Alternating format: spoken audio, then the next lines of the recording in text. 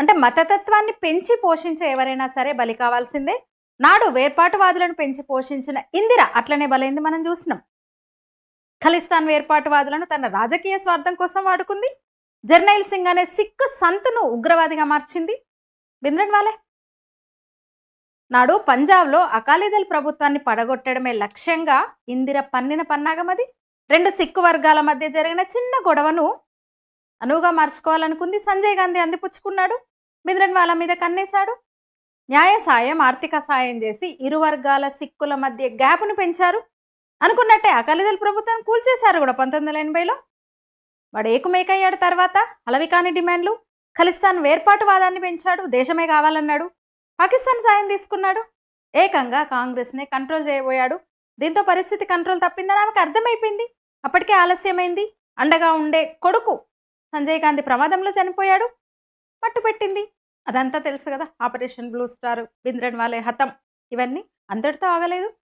సిక్కు అంగరక్షకుల చేతిలోనే కొద్ది రోజులకే బలైపోయిందామె. అంతటితో కూడా ఆగలేదు.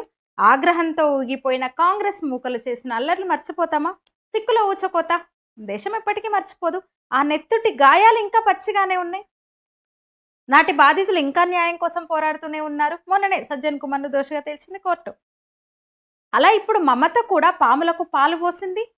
రాష్ట్రంలోని ముస్లింలే కాదు, బంగ్లాదేశీ ముస్లింలకు దారులు బార్లా తెరిచింది. రోహింగ్యా ముస్లింలు ఎటు ఉన్నారు? మరీ మమతను ఇందిరాతో పోల్చలేము, ఎంతైనా ఇందిరే. మమత మరీ స్వార్థపరురాలు, మూర్ఖురాలు. అంటే మతతత్వ శక్తులను పెంచి పోషించిన మమత పరిస్థితి ఏంటి అనే ఒక ఆందోళన. అంతేకాదు, రాష్ట్రం అక్కడ అట్టుడుకుతోంది. కనీసం కొందరు నాయకులకు సెక్యులరిజం పేరుతో మైనార్టీ బుజ్జగింపునకు పాల్పడుతున్న వాళ్ళకి ఇది గుణపాఠం కావాలి. ఇప్పటికైనా బుద్ధి రావాలి. అది మనం కోరుకోవాలి. ఇంకా చెప్పొచ్చు, ఉదాహరణలు చాలా ఉన్నాయి. 1992లో బీహార్లో అట్లాంటి పరిస్థితే. ముస్లింలు ఓట్లు కావాలి, లాలూ ప్రసాద్ యాదవ్కు బుజ్జగింపు ఎక్కువైంది, వాళ్ళు ఊరుకోలేదు, రెచ్చిపోయారు, దౌర్జన్యాలు మొదలుపెట్టారు యాదవుల మీద, హిందువుల మీద, ముఖ్యంగా యాదవుల మీద. దీంతో యాదవులు తిరగబడి కొట్టారు, చితకొట్టుడు కొట్టారు ముస్లింలని. లాలూ దెబ్బకు దిగొచ్చిండు, యాదవుల కాళ్ళు పట్టుకున్నంత పనిచేశాడు. కులం ఓట్ల దూరం వద్దు, మరి ముస్లిం ఓటు బ్యాంకు కూడా కావాలి, వాళ్ళతోనే కదా గెలిచేది.